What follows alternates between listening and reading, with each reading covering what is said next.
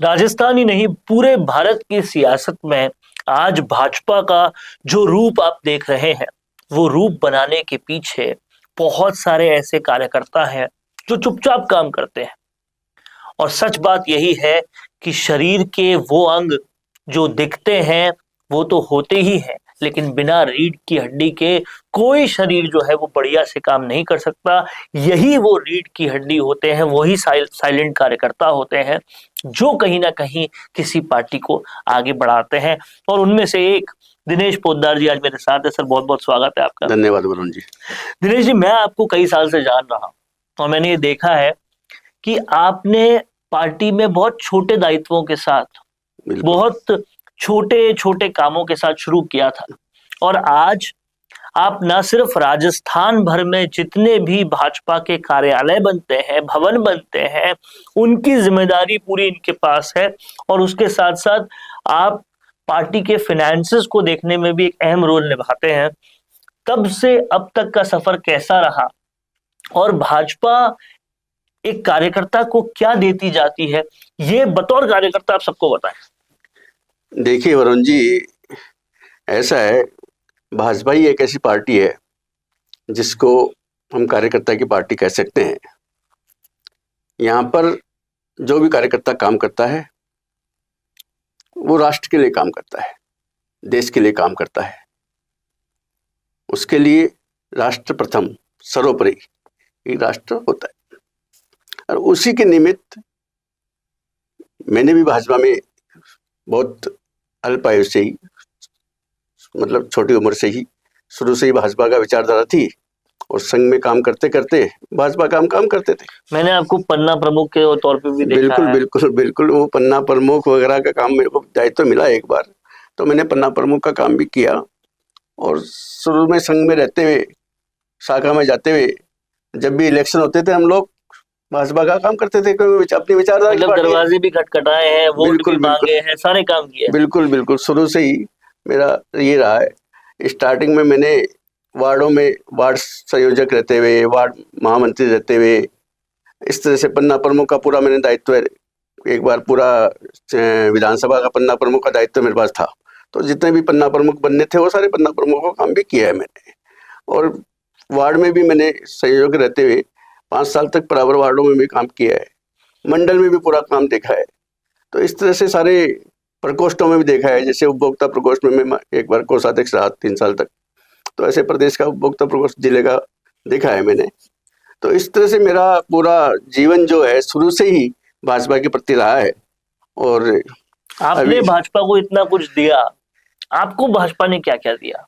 देखिए, हम सिर्फ काम करने के लिए, भाजपा क्या देती है क्या नहीं देती है ये भाजपा सब देखती है। किसको क्या देना है, हमें राष्ट्र के लिए काम कर रहे हैं, ठीक है। हमारा उद्देश्य क्या है, राष्ट्र के लिए काम करना, देश के लिए काम करना। हम काम करने वाले हैं, हम काम कार्यकर्ता हैं, हम काम कर रहे हैं।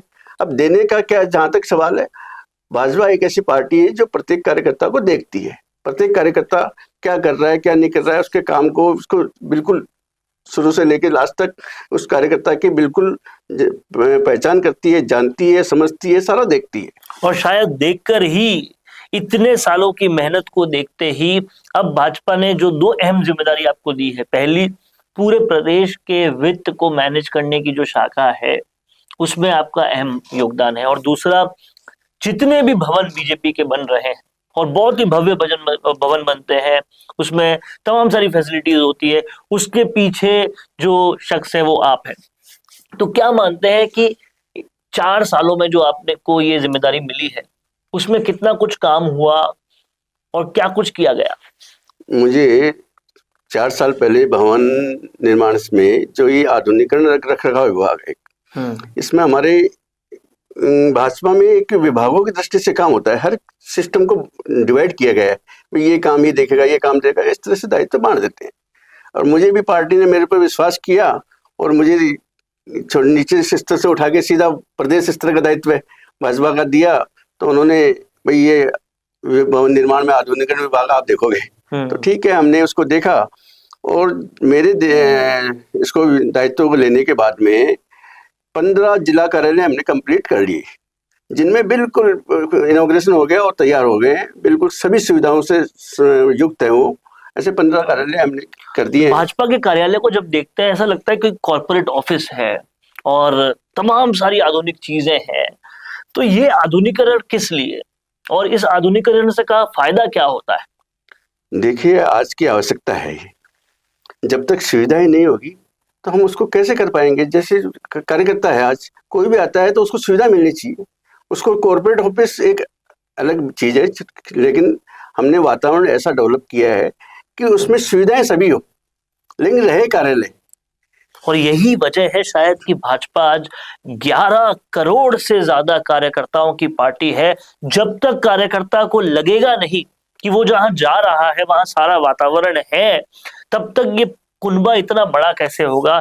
बहुत बड़ा योगदान मैं मानता हूँ इस चीज का उसमें। बिल्कुल बिल्कुल सही बोल रहे हैं वरुण जी। इसमें क्या था, देखो, सिक्कर, राजसमंद, भीलवाड़ा, हमारा 3 कार्यालय मेरे दायित्व से पहले बन गए थे। और उसके बाद में 12 जिलों के कार्यालय और बने। उसमें हमारा बीकानेर, श्रीगंगानगर, हनुमानगढ़, इधर भरतपुर, धौलपुर और अलवर, इधर इधर का देखा है तो अजमेर, चित्तौड़, बांसवाड़ा, उदयपुर और नागौर। इस तरह से ये 12 कार्यालय और बने और उनमें पूरी तरह सुसज्जित किया हमने, उनको पूरी सुविधाओं से लैस किया। उनमें चाहे सीसीटीवी हो, चाहे ईपीबीएक्स हो, चाहे अन्य इंटरनेट से संबंधित पूरी। और उनको हमने कोशिश ये की है कि सभी कार्यालय, जितने भी कार्यालय जिलों में चल रहे हैं, वो हमारे जयपुर मतलब प्रदेश कार्यालय जो मुख्य कार्यालय है उससे अटैचमेंट रहे। हम उनको देखें वहाँ क्या हो रहा है, क्या गतिविधि हो रही है, वो हमारी नज़र में भी रहे। तो ऐसा सुविधा युक्त हमने बनाया है उनको। और हम प्रदेश स्तर पे जो हमारा प्रदेश कार्यालय है उसके अंदर पूरी सुविधाएं हैं इस तरह की, और उन पूरे प्रदेश में उन कार्यालयों को हम देखते हैं। जब प्रेस वाले, जनता जो कुछ समस्या लेके आती है या कोई अपनी बात कहने आती है, वो जब बीजेपी कार्यालय जाती है उसके बाद उनका ये कहना होता है कि लगा कुछ कार्यालय में आए, उनको तमाम सारी फैसिलिटीज, उनसे चाय पूछी जाती है, पानी पूछा जाता है, ये सब कुछ मिलता है और कहीं ना कहीं एक इन्वायरमेंट क्रिएट करने का काम हुआ है। क्या मानते हैं आप कि इस इन्वायरमेंट क्रिएशन का कितना फर्क पड़ता है जनता पर? बिल्कुल बहुत फर्क पड़ेगा, क्योंकि आज किसी भी जिले में पूरा कार्यालय है तो वहाँ का कार्यकर्ता जब उस कार्यालय में आता है, करता है, उसको फैसिलिटी लगती है कि भाई अपने लिए पूरा फैसिलिटी है, हम मीटिंग कर सकते हैं, कोई मोर्चे की मीटिंग है या अन्य जिले की मीटिंग है या मंडल की मीटिंग है, तो किसी भी तरह की मीटिंग आके कार्यालय में कर सकते हैं और अपने कार्यकर्ताओं को वहाँ से पूरा हैंडल कर सकते हैं, बता सकते हैं, बातचीत कर सकते हैं। और कार्यकर्ता की कोई भी समस्या हो, वो समस्याओं के लिए हमने पूरा वहाँ मेंटेन कर रखा है, पूरा सिस्टम बना रखा है कि भाई आप अपनी समस्याओं से संबंधित है या और कोई भी किसी तरह की समस्याएं हैं, आप अपने यहाँ के आप अपने कंसर्निंग मान लो मंडल अध्यक्ष है, जिला अध्यक्ष है, वहां तक पहुंचाइए अपनी। ये बहुत बड़ी बात है कि वो कार्यकर्ता जो हर घर जाकर पार्टी के लिए वोट मांग रहा है, खटखटा रहा है दरवाजे, बात कर रहा है जनता से, उसकी हर सुविधा का पूरा ख्याल रखना, और तभी शायद ये परिवार 11 करोड़ लोगों का परिवार बना है। और कहीं ना कहीं वहां ये भी देखना कि वो कार्यकर्ता जो बेहतरीन काम कर रहे हैं उनको ऊपर कैसे उठाना है। मुझे लगता है कि भाजपा ही एक ऐसी पार्टी है जहां निस्वार्थ रूप से जो काम कर रहे हैं उनको देखा जाता है।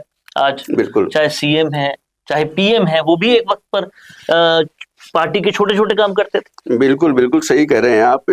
ये एक भाजपा का बहुत अच्छा एक उन्होंने प्रयास है कि इस तरह से प्रत्येक जिले स्तर पर ये कार्यालय लाना।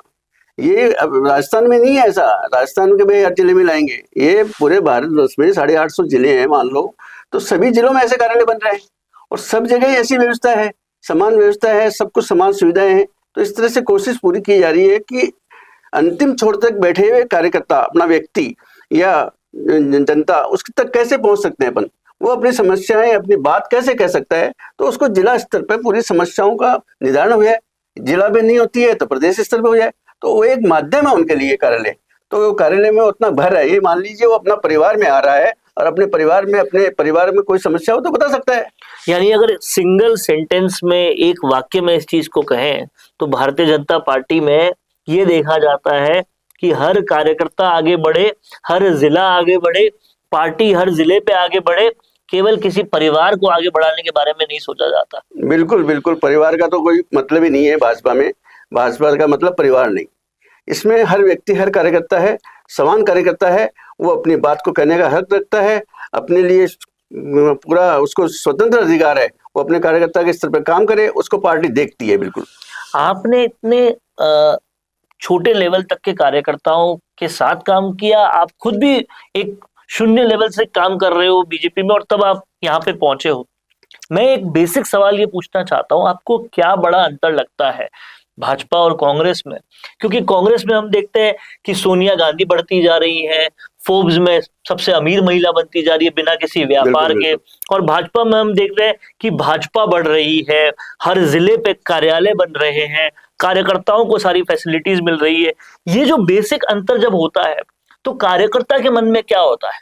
कांग्रेस का कार्यकर्ता ये सोचता है कि भाई जो पार्टी सचिन पायलट को नहीं बढ़ा पा रही उसमें वो हमको क्या बढ़ाएगी। बिल्कुल। और बीजेपी का कार्यकर्ता क्या सोचता है? बिल्कुल। देखो, कांग्रेस और बीजेपी की ये तुलनात्मक विषय ही नहीं है, वो ऐसी सोच ही नहीं है। यहाँ हम पंडित दीनदयाल जी के, जो श्यामा प्रसाद मुखर्जी हमारे संस्थापक है, उनके सिद्धांतों को लेकर चल रहे हैं। अंत्योदय हमारा अंतिम लक्ष्य है।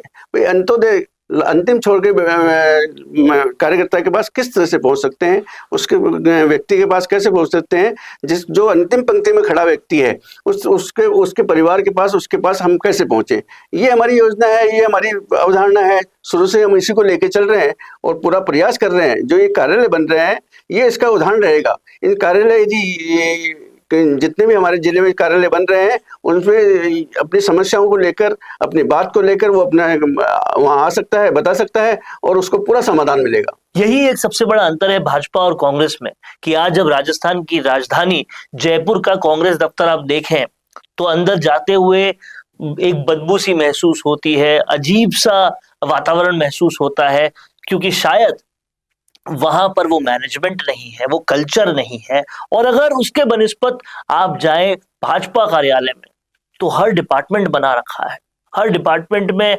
लोग पूरी मेहनत के साथ काम कर रहे हैं और कहीं ना कहीं एक सबकॉन्शियस माइंड में ये रहता है कि हम राष्ट्र निर्माण के लिए काम कर रहे हैं और उस काम को करने के लिए पूरा वातावरण हमें मिल रहा है। बिल्कुल सही बोल रहे हैं आप। देखिए, ये जो कार्यालय की योजना है माननीय प्रधानमंत्री जी की, माननीय सेंटर में जो भी जहाँ से भी आई है, ये बहुत ही अच्छी योजना है। और मुझे भी ऐसा लगता है कि कार्यालय में जाते हैं तो ऐसा लगता है कि अपने घर में जा रहे हैं, अपने परिवार में जा रहे हैं, तो ऐसा महसूस होता है। वहाँ सभी सुविधाएं हैं। वहाँ आप देखेंगे तो हमने एक लाइब्रेरी भी बनाई है, पुस्तकालय भी बना हुआ है, जिसमें माननीय बड़े बड़े अपने जो पुराने महापुरुष हैं उन सब की पूरी जीवनियाँ, उनका पूरा वो मिल जाएगा आपको। तो उसमें वहाँ जाके बैठने की सुविधा है, पढ़ने की सुविधा है। तो ऐसे ही करके पूरे कार्यालय को वातावरण जो देखेंगे आप, उस वातावरण को देखने के बाद लगता है कि अपन अपने परिवार में वहाँ बैठे हैं। तो इतना बहुत सुकून महसूस होता है, बहुत अच्छा लगता है। और मुझे ये दायित्व पार्टी ने दिया कि मैं उन कार्यालय में कुछ कर सकूं, अपनी सेवाएं दे सकूं, अपना काम आ सकूं, तो मैंने पूरा प्रयास किया है इसमें। पिछले कुछ दिनों से हम लगातार देख रहे हैं कि आप कभी बांसवाड़ा जाते हैं तो कभी प्रतापगढ़ जाते हैं, आप लगातार प्रवास पर रहते हैं, हर कार्यालय का अवलोकन करते हैं, वहां कोई कमी तो नहीं है, कोई पेशी तो नहीं है, वो सारी चीजें उनको सुविधाएं देते हैं। वहां जब ये सारी चीजें करते हैं तो क्या फीडबैक मिलता है उन लोगों का जो कार्यकर्ता है वहां पर? इतना बढ़िया कार्यालय बनाने के बाद में उन लोगों के मन में क्या रहता है? देखो, निरंतर हम लोगों को प्रवास पे जाना भी चाहिए और मैं जाता भी हूँ। अभी हर महीने किसी न किसी कार्यालय में प्रवास पे रहते ही है और हर महीने में चार पांच कार्यालय के प्रवास पे जाते हैं, उनको देखते हैं। तो जो भी कमी बेशी रहती है तो खैर पूरी करते ही करते हैं। लेकिन वहाँ जाने के बाद हमें ऐसा महसूस होता है कि इस कार्यालय में जो आने वाला व्यक्ति है, आने वाला कार्यकर्ता है, आने वाली जनता है, वो बड़ी प्रफुल्लित रहती है। आराम से बैठे हैं, बातचीत कर रहे हैं, अपनी समस्याओं का या अपनी बातचीत का, अपनी इस तरह से घर के जैसे माहौल रहता है। और अभी मैं जैसे हाल ही में यहाँ से चित्तौड़ गया, प्रतापगढ़ गया, बांसवाड़ा गया और उसके बाद हम उदयपुर गए। ऐसे करके उदयपुर के बाद में हमने भीलवाड़ा और राजसमंद, इस तरह से, और डूंगरपुर में हमारा कार्यालय बन रहा है, वहाँ भी जाके आए। तो मुझे सभी कार्यालयों में बहुत अच्छा महसूस हुआ और वो कार्यालय भी बहुत सुसज्जित बन गए हैं, बिल्कुल साफ सफाई रहती है। वहाँ सिस्टम है सारा कंप्यूटराइज वगैरह, सारा हमने सिस्टम बना रखा है। तो बहुत ही अच्छा माहौल रहता है और बहुत अच्छा लगता है मुझे। ये समझने वाली बात है कि कार्यकर्ता जहां पर सुबह से शाम बिताए अपनी, वो जगह बहुत अच्छी हो, उनको सारी फैसिलिटीज मिले, जो पार्टी यही सोचती है, उसी का कुनबा 11 करोड़ से ज्यादा कार्यकर्ताओं का बनता है। नहीं तो केवल मेंबरशिप ड्राइव से कुछ नहीं होता, आपको कार्यकर्ता के बारे में सोचना पड़ता है, तब पार्टी आगे बढ़ती है। और जिनके पास सिपाही दिनेश पोद्दार जैसे हो, वो पार्टी और उनका कुनबा तो आगे ऐसे ही बढ़ता रहेगा। देख रहे हैं आप लोग संवाद, कैसा लगा आपको ये वीडियो, कमेंट करके जरूर बताएं। सर बहुत बहुत शुक्रिया। धन्यवाद धन्यवाद। पॉडकास्ट सेटअप्स तो मिल रहे हैं, लेकिन एंकर नहीं है। पॉडकास्ट सेटअप और एंकर मिल गया तो एडिटिंग नहीं है। पॉडकास्ट सेटअप भी मिल गया, एंकर भी मिल गया और एडिटिंग भी मिल गई, लेकिन उसे अपलोड करने के लिए अच्छे व्यूअरशिप वाला चैनल नहीं है। और अगर वो सब भी मिल गया तो पॉडकास्ट को अच्छे एसईओ के साथ अपलोड करने का डिजिटल सपोर्ट नहीं है। और अगर ये सारी चीजें एक साथ मिल रही हैं, तो प्राइस बहुत ज्यादा हाई है। तो अगर आपको ये सारी चीजें चाहिए आपके अपने जयपुर में, जो आपको पॉडकास्ट सेटअप्स, एक्सपीरियंस एंकर्स, शानदार studio, amazing editing, 6 crore plus views वाले चैनल पर अपलोडिंग, और तो और सिर्फ पॉडकास्ट ही नहीं, उसके साथ आपको मिल रही है उसी पॉडकास्ट में 5 रील्स फ्री, वो भी सिर्फ 8,000 रुपए में। और ये सब कुछ मिल रहा है आपको सिर्फ और सिर्फ मिशी मीडिया सॉल्यूशंस में। तो सोच क्या रहे हैं? अगर आप भी चाहते हैं पॉडकास्ट के जरिए पूरे सोशल मीडिया पर छाना, तो अभी कॉन्टैक्ट कीजिए स्क्रीन पर दिए गए नंबर पर।